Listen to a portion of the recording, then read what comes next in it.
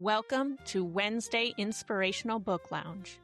I'm Anna Murby, your host. This season, we're reading Mephibosheth, A Twisted Life of Unexpected Grace and Mercy, the true story of a medically fragile child whose life became a living testimony of God's grace. This book invites us into a story of deep love and brokenness, revealing how God's mercy often shines brightest in the most fragile lives. Enjoy the episode. Mephibosheth, A Twisted Life of Unexpected Grace and Mercy, by Chaplain Aaron. Read by Hubert Carl. Chapter 5. What to Name the Baby. Psalms 139, verse 16a. Your eyes did see my substance, yet being unperfect. It was a Christmas that they remembered so well. They got a call in October that a little boy had been born to a single mom whose system was compromised with a cocktail of multiple drugs at her prenatal health check. Although counseling was the first proactive thought, her pregnancy was discovered mid-term. This was a little late for remedies. She had been taken into protective housing until full term was possible. A little boy was born at the local hospital with multiple ailments. Being born early, rather than full term, was the least of his difficulties. A health scan of the child found that this beautiful, clear-eyed infant had both problems breathing and a twisted body frame. The rheumatoid symptoms were more than just bronchial passages blocked from difficulties with aspiration. These were small birth defects that made it difficult for a normal child to breathe easily. The physical distortion necessitated more than just a simple health check.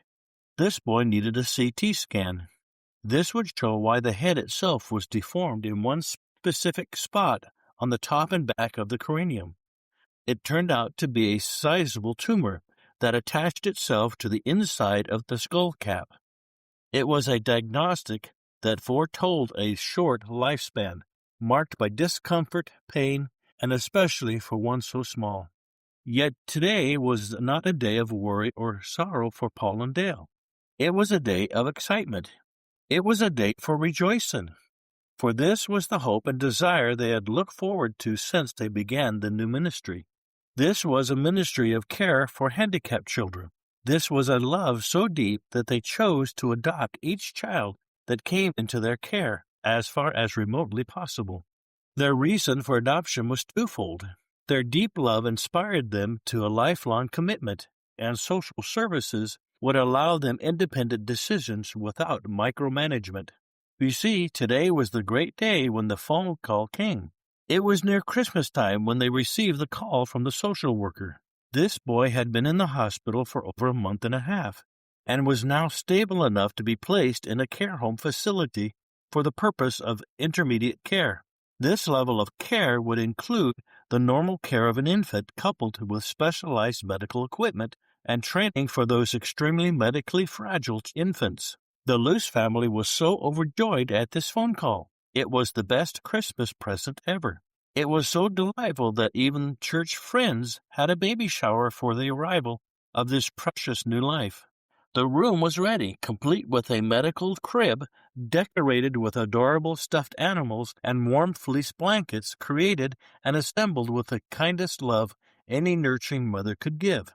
Everyone stood at the door when the social worker arrived in her car with a small handful of folders that included every detail and permission necessary. The child arrived in another vehicle, a standard ambulance used for medical transport. The attending paramedics wanted to ensure that this awkward-shaped infant was ferried to his new home with health and safety. Paul and Dell met the paramedics at the end of a short driveway with smiles so broad that they lit up the December sky. There was laughter and tears of joy as the beautiful sight of this handsome, toothless face came into their arms. For them, the whole world stopped for a glorious minute, as the joy of their hearts was now in their embrace. Paul was very direct and polite when he recommended they go inside with their newborn infant. Dale was already cuddling and becoming acquainted with this new one who had come into their world. He was not the first. There had been a regular stream of foster children who were already there, so the home was already full of love and life. Dale and the social worker went directly to the room on the left-hand side where the boy would find his home and comfort.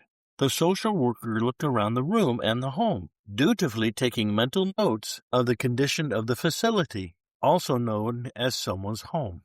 After short chit-chat and after this small 2-month-old boy had been tucked into his brand-new medical crib, it was time for the conversation over the file folders. The folders had already been reviewed, as they were compiled before the infant's birth, during his birth, and after his initial exam. They also included the placement records for the new home. The medical jacket included the details of what was known at the time and some investigations that were not yet clear. A short summary of the difficulties of the birth mom and her legal status was listed on a couple of pages. The doctors and pharmacists, with their suggested regime and routine, were detailed over multiple pages. A combination of medication, baby formulas, and supplements was advised and signed off by the doctor. These are extremely helpful notes, to the point that everyone in this line of care refers to the medical jacket as the primary file for all information. The review of the case for the baby boy was more nuts and bolts, how the agreed care would be performed, and when the next medical visit would be. The social worker thanked the family for their care and made her way out the door for her next appointment. Back inside, the excitement rang again. Everyone wanted to see, hold, and inquire about this brand new life that God had allowed to be created in this way. The first question naturally would be about the family hosting this child, not just foster care, but FOS-adopt placement. This FOS-adopt placement is a process where child is taken from the mother into protective custody and given to a new family home for potential long-term acceptance and final legal adoption approval. Naturally, the excitement starts with what to call the baby. Many names were pitched, and many ideas were suggested by everyone in the room. Yet the real answer lay in the late-night conversations of this renewed young couple. At the age of 50, they chose an unusual yet perfectly understandable name for this child. They chose the middle name Carl because that was the name of Paul's father, a man who represented evangelistic excitement back in his days in Oregon. What a wonderful blessing to have heritage like that. Now, the first name was going to require a little bit of explanation. The name Mephibosheth was delightfully declared by the new mom and dad. What? What kind of name is that? This would become the resounding knee-jerk reaction to a blessed child who, through circumstances beyond his control, was given an opportunity to reach the medical community like none other. Mephibosheth was a name taken straight out of the Bible, the Old Testament, during the time of the famous King David, who wrote most of the book of Psalms. The explanation goes something like this. According to the Bible history, there was a king before David who had a son named Jonathan. Jonathan and the future King David were hardy, college-aged lads who had a wonderful friendship in Israel. They were the best of friends, so much so that they promised to care not just for each other, but for the other's children as well.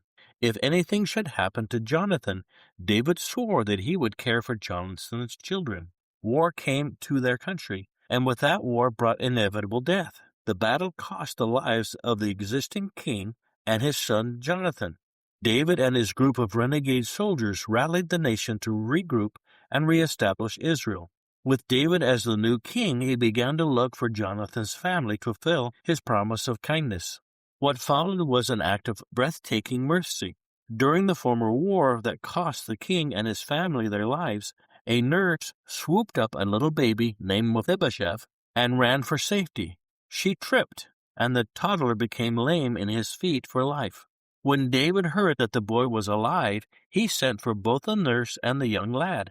Upon arrival, young Mephibosheth was quickly told of David's admiration for Jonathan and his family. This child in hiding was given direct words of unexpected mercy and grace. When David told him he would treat Mephibosheth as if he were his very own son, he was immediately bestowed a royal robe and a place in the castle to live for free. His life was protected and daily nourished at the banquet hall as a gift of love, not just for one's own children, but now for a new child who would be adopted and given the same wonderful nurturing care. He was no longer a stranger. He was now a son. Welcome home, Mephibosheth. You are no longer a stranger. You are our son, and beloved and so precious. Dale wept with uncontrollable joy while looking into the innocent face of her newest baby boy. I love you, Mephibosheth. I love you, son. You are so precious. God loves you, and we love you too. She said many loving and kind words as she tucked this uniquely shaped blessing into a wonderfully warm blanket. He had been carefully fed, gently cleaned, and now given heaps of love as he drifted off into a gentle sleep. Thank you for joining us today. Make sure to come back next week for another installment of Mephibosheth, A Twisted Life of Unexpected Grace and Mercy.